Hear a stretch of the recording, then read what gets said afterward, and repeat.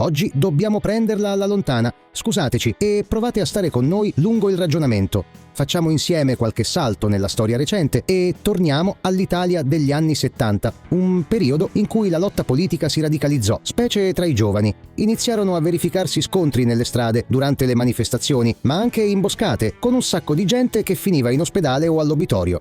A un certo punto alcuni gruppi si resero riconoscibili, dandosi un nome e facendo circolare volantini o addirittura veri e propri giornali con le loro idee radicali. Spesso da quei giornali partivano indicazioni su chi gambizzare oppure ammazzare, cosa che poi poco dopo accadeva. Le Brigate Rosse, ad esempio, dichiaravano a chiare lettere di odiare la borghesia e il sistema che da essa discendeva, entrambi individuati come colpevoli di ogni male, e di voler imporre con la forza il sistema che piaceva a loro. Dati alla mano, gli organi preposti registrarono tutto questo e gli diedero un nome: terrorismo politico, e a distanza di tempo quel periodo è stato battezzato anni di piombo, anni dove l'ideologia spingeva ad atti di violenza e spargimenti di sangue e dove si parlava di consenso strisciante e implicito delle persone verso quelle azioni delittuose. C'era tutto quello che serviva, insomma, per identificare e comprovare l'esistenza di un fenomeno sociale deviante, poi, per fortuna, combattuto con successo dallo Stato.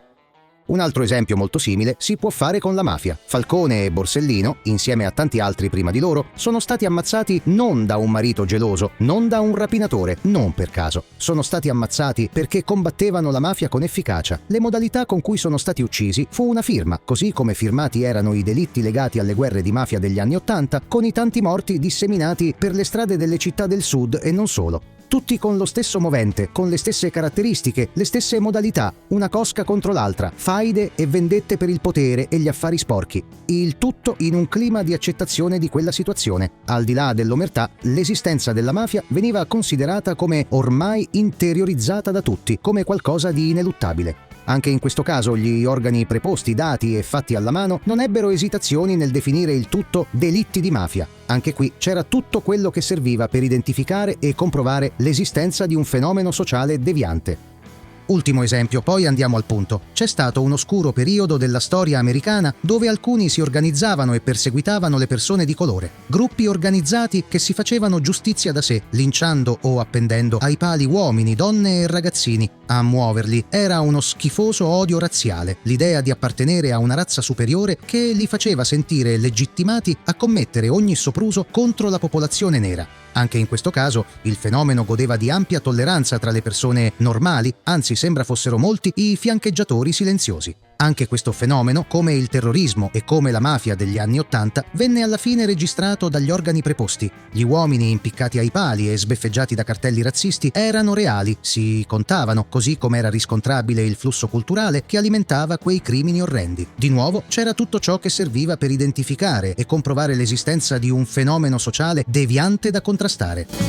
Ma perché questi esempi presi dalla storia recente? Semplicemente per dire che quando nella società si manifesta un fenomeno ampio e con gravi ricadute, esso viene prima o poi registrato nei numeri e nei fatti. Attraverso numeri e fatti, e solo attraverso di essi, una devianza sociale si manifesta e diventa reale. Se numeri e fatti non ci sono, quella stessa devianza probabilmente non esiste, corretto? Possiamo dire che si tratti di fantasie, invenzioni, pura fiction. Siete d'accordo, no? Non a caso nessuno si preoccupa degli alieni, dei vampiri o dei fantasmi. Non ci sono né dati né fatti che ne dimostrino l'esistenza. Dunque perché darsene pensiero? Sperando che ciò sia chiaro e condiviso, vi riportiamo ora un concetto che abbiamo trovato ripetuto ossessivamente in un documento che ci ha profondamente colpiti. Sentite qui. Il problema della violenza contro le donne, inteso come problema strutturale e sistemico, è conseguenza della storica disparità di potere tra uomini e donne. Tutti i tipi di violenza nei confronti delle donne sono da leggersi oggi come conseguenti a una relazione di potere asimmetrica fondata sulla discriminazione delle donne. Essa viene attuata contro la donna in quanto donna, soggetto considerato inferiore all'uomo e per questo soggetta al suo dominio. Tale relazione gerarchica tra i sessi e il suo mantenimento si fondano su potentissimi ed interiorizzati stereotipi culturali, anche inconsapevoli, che attraversano ogni ambito, normalizzando e rendendo tollerabile la subordinazione delle donne e l'esercizio assoluto del potere maschile. In altre parole, si sta denunciando l'esistenza di un fenomeno deviante nella società che si manifesta con violenza e sangue, l'egemonia degli uomini sulle donne. Gli uomini oggi impongono il proprio potere e la propria supremazia, creando un'emergenza pari al terrorismo, alla mafia o al Ku Klux Klan. Là si trattava di politica, affari sporchi o suprematismo razziale, gli uomini invece agiscono per sessismo. Là si ammazzava per motivi politici, criminali o razziali, qui invece si ammazzano, stuprano e maltrattano le donne in quanto donne. E anche in questo caso la devianza trova i suoi fiancheggiatori, una maggioranza che ha interiorizzato la violenza maschile sulle donne e la considera normale o tollerabile.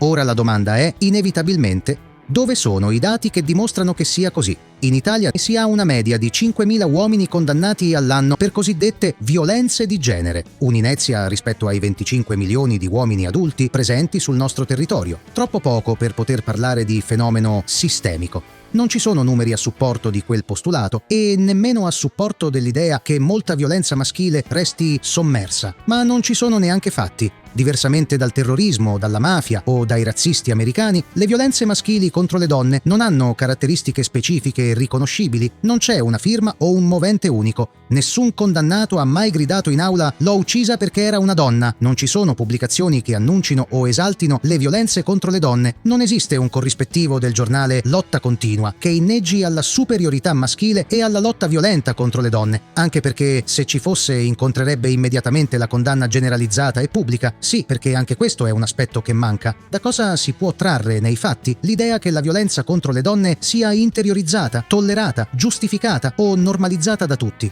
Fermate un numero a caso di persone per strada e chiedete loro se è giusto e normale picchiare la moglie o escludere le donne dai diritti. A meno che non siate in Arabia Saudita, il meglio che vi possa capitare è una segnalazione alla polizia.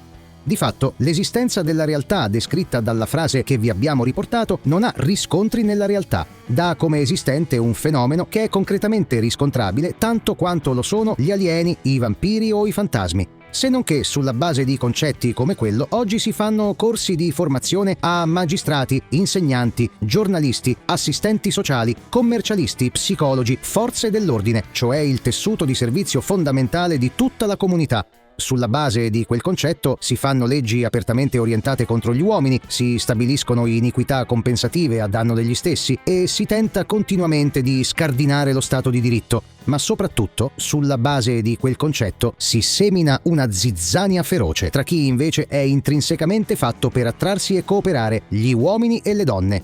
Voi direte, vabbè, ma quel concetto sarà estratto da un volantino delirante di non una di meno, che vuoi che sia? Vi sbagliate. Il testo da cui è tratto per ciò che contiene può essere definito il Mein Kampf del femminismo italiano e sfidiamo chiunque a smentirci. Si intitola Libro bianco per la formazione, violenza maschile contro le donne ed è stato adottato come documento istituzionale dal Ministero delle Pari Opportunità e della Famiglia.